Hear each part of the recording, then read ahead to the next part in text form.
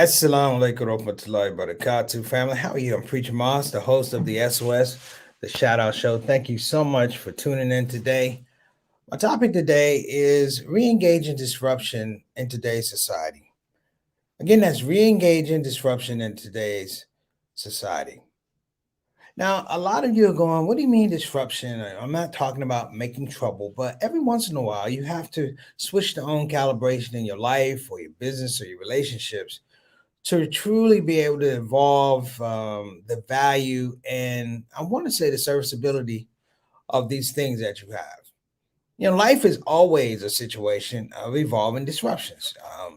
When you're born, the process of being disrupted is that you go from a slumber to life. Your mother delivers you. Disruption is not just when somebody passes; it affects the people and the lives who are in the core circle.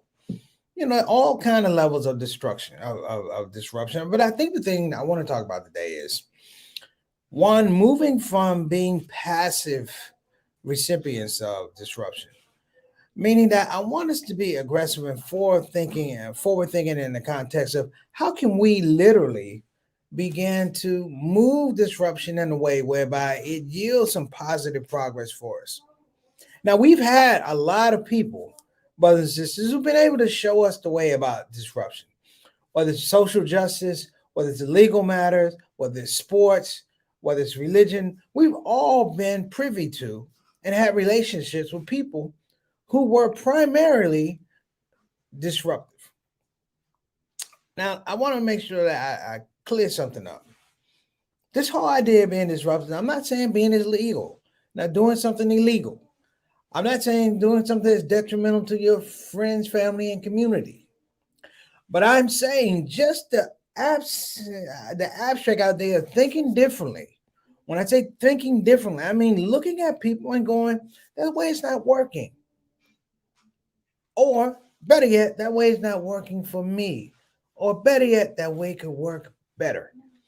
The idea of disruption as a pathway to better has been something that's intrigued me for my whole life. When I was a kid, I used to have toys and I would take the toys apart and try to put them together and create a new toy.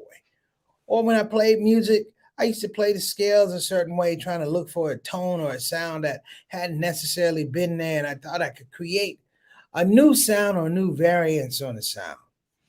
Even with stand up, my stand up was meant to be disruptive.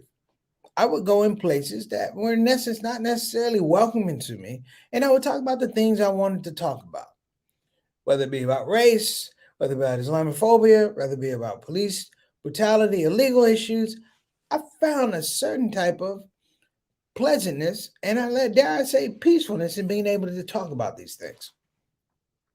And as the pandemic hit, brothers and sisters, and I want to stop and pause for all the people, the lives that we lost in the pandemic. Even during the pandemic, that feeling of dealing with an ultimate life, social, and health disruptor, it still inspired me that at some point in time, we're going to be able to take this thing and turn it around.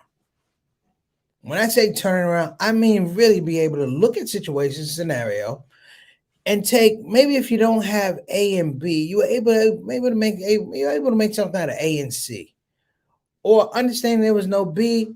Maybe went past C and looked at D and E and figured out if you can make something that was just as strong as if you went through A, B, C, D, and E. Life in and of itself is unpredictable. And the reason it's unpredictable because we live a life of disruption, not distraction, disruption. I heard a great quote today from Les Brown. Actually, the motivational speaker, Les Brown, actually, it was his son who gave this. I think he's uh, Les Paul Brown. I can't remember the young man's name. He talked about legacy. He said, legacy is working on how you want people to remember you. And I said, yeah. He said, but a dynasty is making sure people never forget you.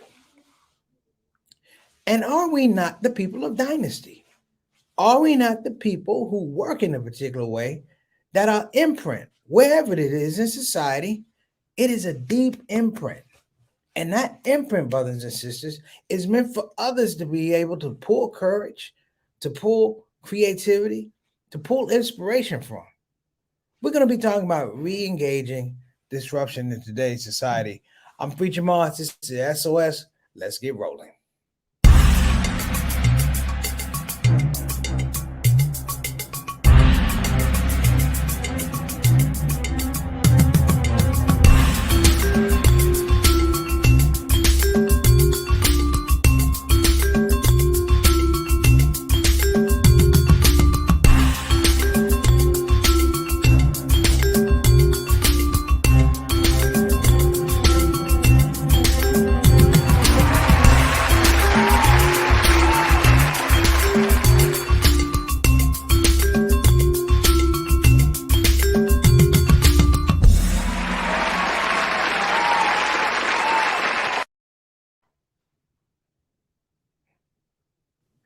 Assalamu alaikum rahmatullahi barakatuh, everybody. Do you know who I am? I'm Preacher Mars, comedian extraordinaire. However, this Labor Day, I won't be that guy. You know who I'll be? Mr. Isna. That's right. We're celebrating the 2021 Isna Virtual Conference going down on Labor Day, brothers and sisters.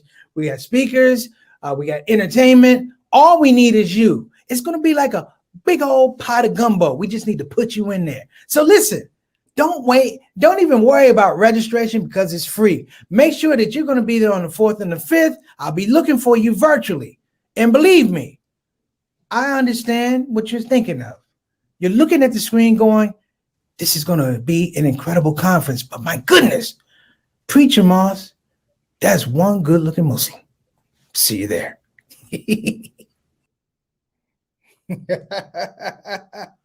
Well, pardon me, Sister Satana, I apologize. I hit the wrong button. I'm already disrupting my own stuff. So that's the way we're talking about. Let me welcome some of the family. And if you're coming on the Shout Out Show for the first time, thank you for coming on. Simple rules. We ask, if you have a great comment or idea you want to share, get in the comment section, put it up, wait for Sister Satana to put it on the screen. I'll probably address it more likely. We'll actually talk about it. If it's a great idea, it's want to put it up on the screen. If it's a so-so idea, put it up on the screen. The only bad idea is the idea that we don't hear from you. So that's number one. Number two is, I want to thank the people that come on the show. My regulars, my Shout Out Show family, my Shout Out Show soldiers. And let me tell you why. Oftentimes when you have a show, or you have a concept, it's very hard to keep people attached to a concept. It's extremely hard. As the show progressed, we were able to bring in different things, but it's amazing how many people stuck with us from the base concept to where we are now. And what I mean is, there were just things we didn't have. We didn't really have the green screen going. We didn't really have ads going. Sister Satana more or less just kind of watched the show. Now she controls the show. We have an opening. We have all these things. We have Throwback Thursday. We have themes. And what that comes from, brothers and sisters, is being very, really, really steadfast in the idea of what the concept is supposed to be. And we have people who come on the show. Sometimes they get in the stream. Sometimes they just watch. They don't get in the stream. And I mean, it's perfect because the people who don't come into the stream and post, they are Shout Out Show family as well. But I have to go back to just even the concept of the Shout Out Show. There are people who come on the Shout Out Show, and I call them the Shout Out Show family, the Shout Out Show soldiers, if you will. But they're disruptors. They're disruptors, meaning that when somebody finds value in your disruption, that means they're valuable to your disruption. Means that it doesn't matter, and I'll talk a little bit about this because it's also going to get that aspect of creativity too. And I really hope today, I want to drop some gems today. I want to share some information that I really haven't shared before because I believe, I'm to a point where I was still kind of going through a process, and now I've seen that the process has some merit, it has some legs. So now I'm more willing to make a report. I'm more willing to share the information I have because it's been tried and tested, if that makes sense to you.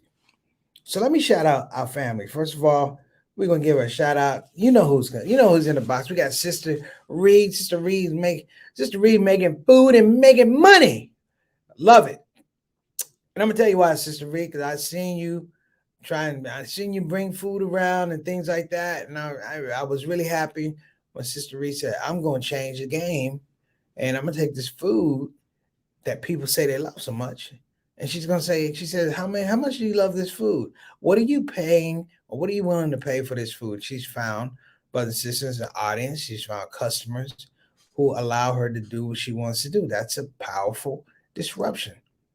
In a marketplace where only other one other person serves food, hers is probably the preferred booth in terms of food and in terms of aspect of selection of food, quality of food, and quantity of food.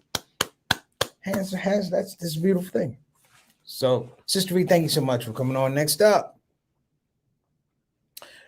Brother Altaf Rashid, Mr. 6 o'clock, straight up, straight down, all the way from Canada, our Canadian ambassador to this show.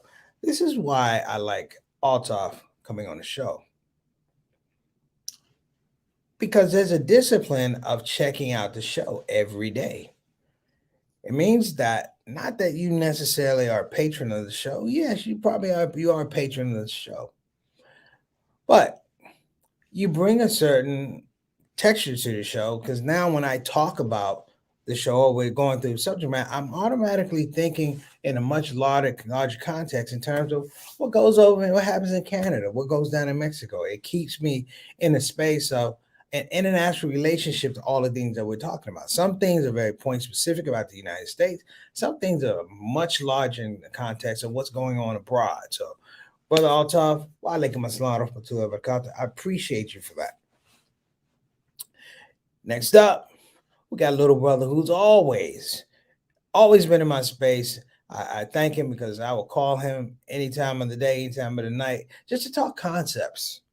And we work it through. Now, I'm not saying we do a whole out SWOT analysis, but we do work through contingencies. And the contingencies are the things that give us a lot of space and creative flexibility to do some of the things we've done over the years. One of the first people I talked to about ShOUT Show back in the day, of course, was my brother. Now, I'm saying I talked to him before we had access to StreamYard. We talked about some of the things I wanted to do, some of the little ads I cut. And it was almost 10 years later that somebody came up with an idea, a disruptive idea called StreamYard that allowed me to do what I wanted to do. And last but not least, I want to shout out Sister Satana. Now, some of y'all think Sister Satana has been rolling with me since the ShOUT Show started. That would be incorrect. Sister Satana has been a willing sidekick in the context of working through context, but also working through concepts. She has a unique understanding that a concept just doesn't start on a Monday and it comes to fruition on a Tuesday. These things take time and patience. She probably has more patience than I do, but they also take structure. One of the things that haunts a lot of creatives is we have all these ideas, but we don't have structure and discipline to one, fully frame them out, and two, when necessary, be honest with ourselves and delegate when we're not strong. That's a disruptive right there, and I appreciate that. So let me get to this thing right now. The idea of disruption, brothers and sisters, like I said, it's not a new idea. What I feel about it is that it's not engaged enough. There's a fine line between disruption and destruction. And the fine line is creative intent. These days, brothers and sisters, as we watch things on the news, I don't know how you watch things on the news, how you watch Afghanistan, or how you watch things that happen with the vaccine and COVID, employment, but it's a veritable hodgepodge in the context that things are working, and I never say not working. They may not be working the way you want them to, but things are working. It may be to your total detriment. You may not agree, but things are working. Things are in motion. Understand the value of a verb. Working, work. These are verbs, brothers and sisters, and work is a verb, is also a noun. And when I say that, the concept, if you will, of disruption is that it can be a verb, but it's definitely a noun. People ask me all the time, not all the time, but enough to make this point. They say, well, where's your creative space coming from? You know, you're so creative. You know what? I'm not going to lie and sit around. Oh, I look at things that don't work and I figure out how can I get them to make work. And then I look at things that do work and I say, how can it be much more efficient? And once you get into that space of looking at something, instead of complaining about it, but I'm talking about objectively looking at something and going, that's a great project. I can't see exactly where I'll improve it. That's a great project. Where it is in the market, I know I could flip it this way and create another market. The aspect of disruption is the thing that grows our economy. It's the thing that grows our cognitive surplus. We're so adept, brothers and sisters, at accepting. We accept disruption in our life, but we're very, very, very shy many times to initiate it. To say I'm going to change. To say, you know what? Before I lose my job, I will create work for myself. Before I have to deal with these economic conditions, I will find an economic condition for myself, invest in that. Maybe I don't want to be a part, brothers and sisters, of this job market as it is. There's nothing that says that I can't create jobs. I can't create revenue. You know, we're always, brothers and sisters, in some regards, we can be a prisoner of our own imagination or lack thereof. When I was a kid, I enjoyed watching certain things. One of which was trains, two of which was cooking shows, and the third of which was a financial report section. Trains, cooking shows, and let me tell you why. I always wondered how trains got from one part of the country to another part of the country, not just on train tracks, but to peel back the amount of effort that had to be exerted to lay the track, the technology to make sure that the train tracks would stay in the ground, the development of equipment, the development of capital. And these are things I'm thinking about when I'm like, 8 years old. It was spawned actually by the show Kung Fu. And they had an episode where the Asian brothers and sisters were working on the railroad. And as I got older, of course, you want to find out what was that movement about, labor, because in a kid, I'm like, well, they had slaves. How come the slaves didn't work on the railroad? And you can see this thing, brothers and sisters, that disruption has a legacy to it. That disruption has a very distinct pattern to it. You know, we talk politics, we talk sports, we talk religion. What is religion, brothers and sisters? What is good prophetic example if it does not give you disruption? Think about that. In our religion, we talk that all the prophets come as one or two things: bearers of good tidings or warners. Bearers of good tidings or warners. And in that space, brothers and sisters, and I'm saying it's a very vital space, is a window by which you examine philosophy, a window by which you examine, I want to say, current events or society or contemporary society, however you want to do it. And in that space, brothers and sisters, we make decisions, whether we accept something, whether we don't accept something. I always used to joke, and I don't want to say I joke, but I will say that when I think about the people who are in power, they're not really in power because they're disruptors. They're in power because they suppress disruption.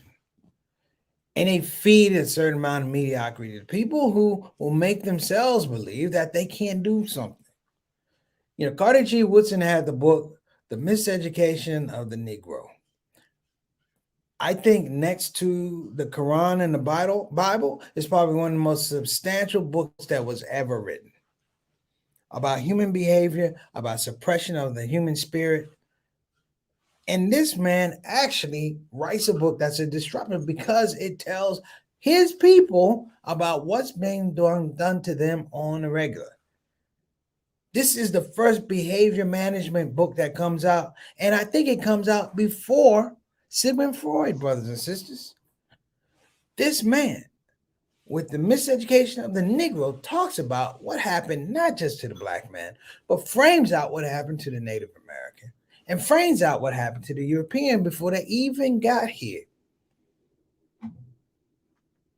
You see that word Negro is a misnomer because it doesn't really apply to the will of the people or the spirit of the people. It's a label that the oppressor puts on people. Now, many of you are so like me. Hopefully, I embrace disruption.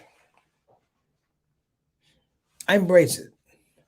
Now, I said disruption. I didn't say embrace destruction. I embrace disruption. You know, I am a fan and a student of the minute details.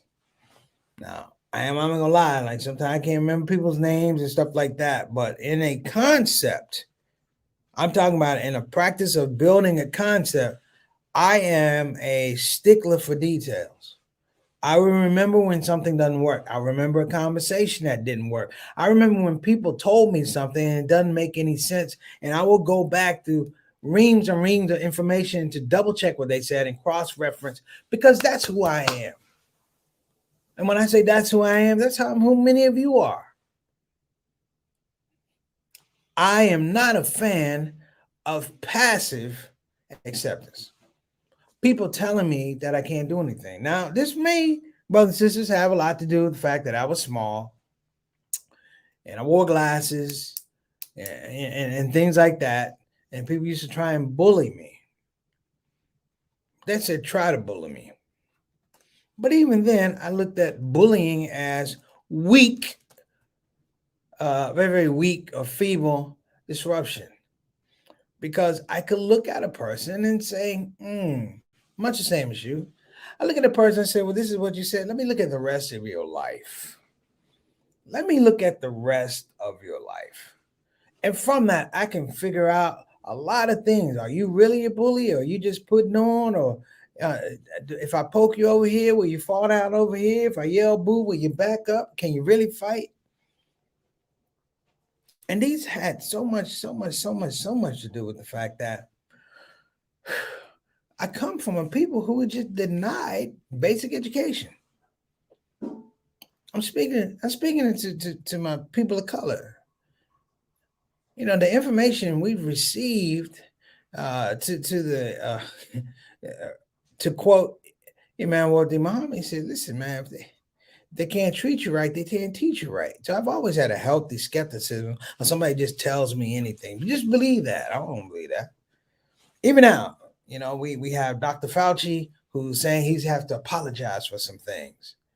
I'm like, what? You got to apologize? I'm not surprised. Of course you got to apologize. I can't be right all the time about a disease, about a plague or a pandemic that we never seen before. You can't be right all the time. And this is not to sound funny or anything like that, but let me tell y'all something. Death is a disruptor in that it will make you reassess how you want to live. It will make you reassess your priorities and reorder your priorities. It will make you look at your family and go, wait a minute.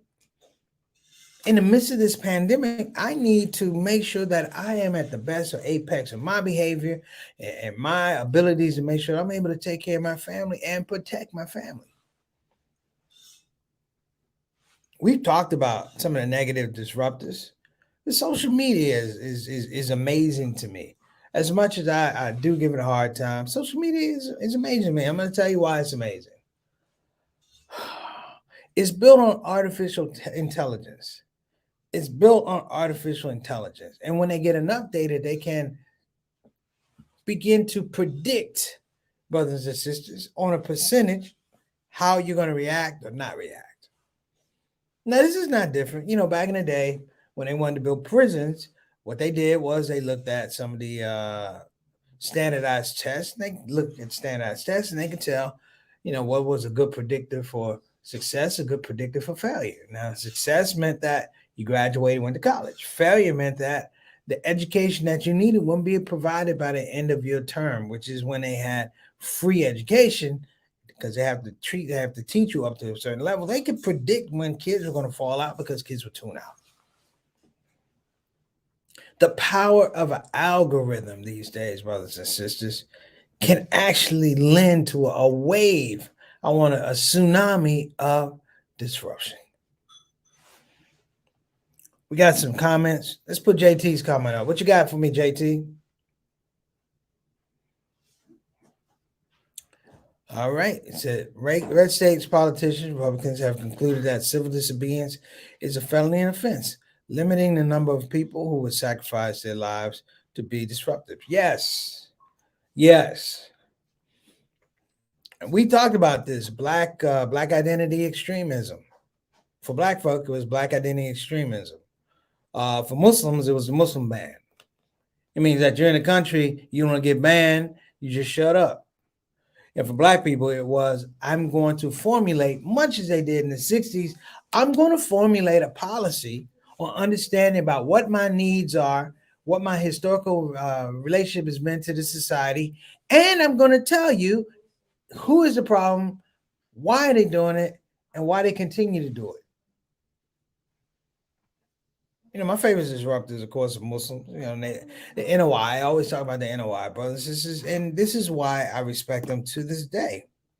As much as we love the civil rights movement, the civil rights movement just didn't have the teeth in some regards to go, you're an oppressor. That's a powerful statement, brothers and sisters. That's disruptive of itself. You're an oppressor. And to speak on someone being an oppressor, being oppressive in their ways, it unravels everything they've done, everything they do. It allows you to put everything under a microscope, whether it's socially, whether it's politically, whether it's religiously. You can look at people's actions and frame the fact that they don't want you to be there. JT is right. The idea of, getting people to believe. Here's the other thing. Getting people to believe that speaking their minds and spirits somehow constitutes a crime is powerful black magic. It's powerful, let's call it red state magic, to silence people, or better yet, to get people to silence themselves. This is directly out of the playbook of Carter G. Woodson, Miseducation of the Negro. I wish he had a section in that book that just talked about politics of the miseducated Negro. Because here we are in 2021. We're talking about Democrats. We're talking about Republicans. We're talking about libertarians. We're talking about Trumpers. We're not talking about our own Black political action committees, our own PACs. A Black Muslim PAC, African American PAC. We're not even talking about that because we've been put in a situation where we think we can't do it. We have the Congressional Black Caucus, but I'm like, what are you doing? I'm not banging on him, but what are you doing? I don't see them out in front going, we're not going to take it anymore. It's a nice get together around inauguration and things like that, but the power and the political teeth and the political might they've been defamed, brothers and sisters. And here we are in 2020. We are literally waiting for our next disruptor. We've had plenty of them. And the thing about, disruption is it's only going to last till the next one comes along. You see what I'm saying? It's only going to last till the next one comes along. And if you are thoroughly engaged with the idea of disruption, you look for the next one to come along because that's what inspires you to have another disruption. We talk about business, right? Think about business, brothers and sisters. And Reed, this might help you out sometimes. You think about business, back in the 70s and in the late 60s, when you would go on a road trip, brothers and sisters, you would have to literally pack all your food and drinks in a cooler. I think they had coolers back then. You had to pack all your food and drinks because you're pretty much driving wherever you're going. And there were no restaurants. There were very few restaurants. You didn't have off-ramp stuff, right? I talked about going to the county fair with my aunt. We didn't stop anywhere. She cooked, she fried chicken, she made boiled eggs, and we had Pepsi Cola and RC because we weren't stopping anywhere because there was nowhere to stop. But then something happened, a disruption. All of a sudden, somebody put up a sign that said McDonald's, right? It said McDonald's 5 miles away. And you would drive and you look down the ramp and there'd be a McDonald's there, or maybe it'd be an Arrow McDonald's 2 hours that way. And you would break your drive, brothers and sisters. You would break your culture, your tradition to go find that McDonald's. Now, for years and years, you've been eating fried chicken and boiled eggs and RC and Pepsi Cola, going the way you had to go. I still have nightmares of going to Orangeburg, South Carolina, and we ain't stopping 3 times to use the bathroom. Hope my dad's listening.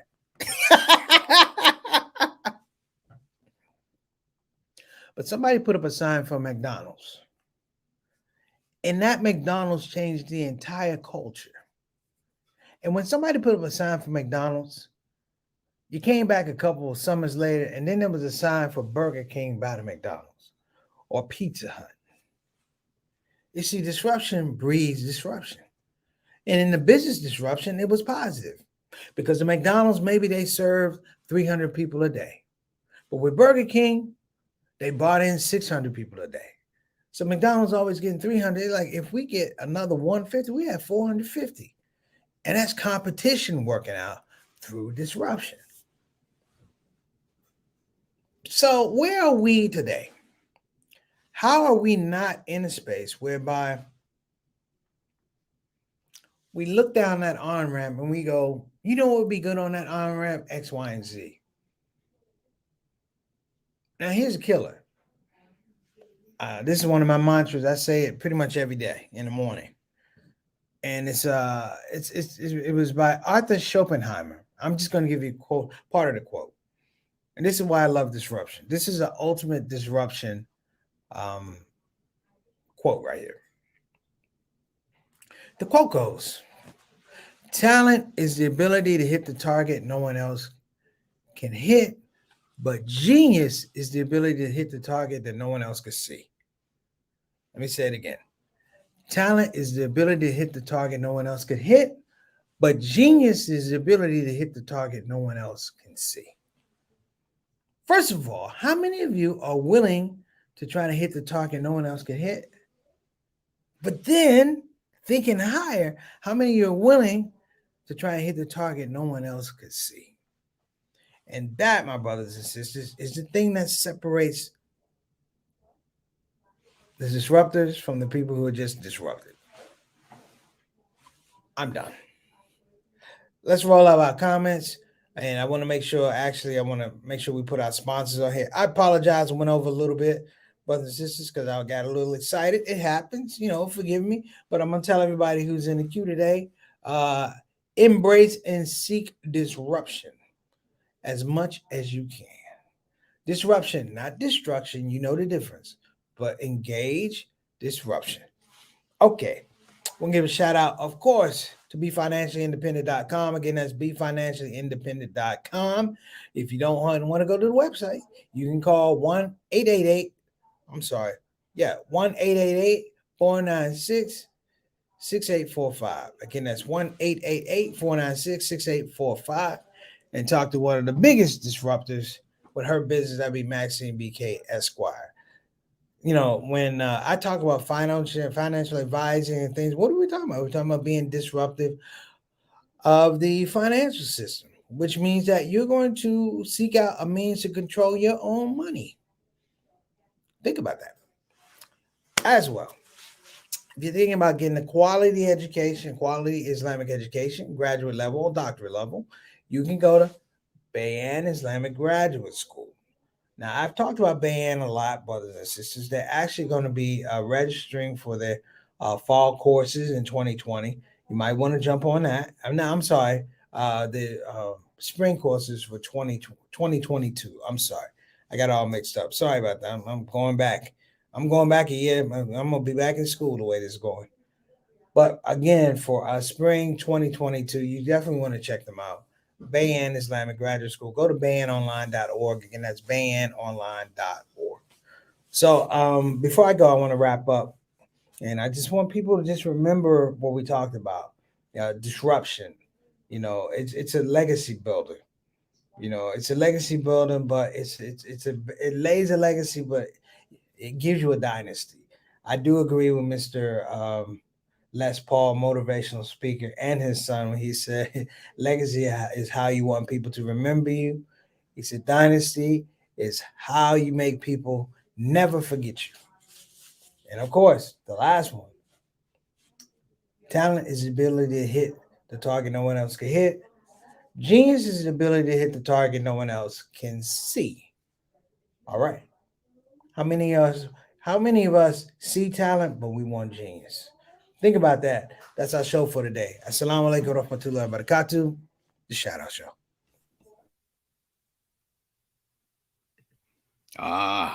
There you are. I know you're looking at your screen going, that's a good looking black man. And you're right. I'm Preacher Moss, and you're not. Today I want to talk about Olive Branch Muslim Family Services, better known as the people who help people. And I need you to help the people who help people so they can continue to, you guess it, help people. Get it? Got it? Good. Olive Branch Muslim Family Services. Action you can see, compassion you can feel. Graphic now.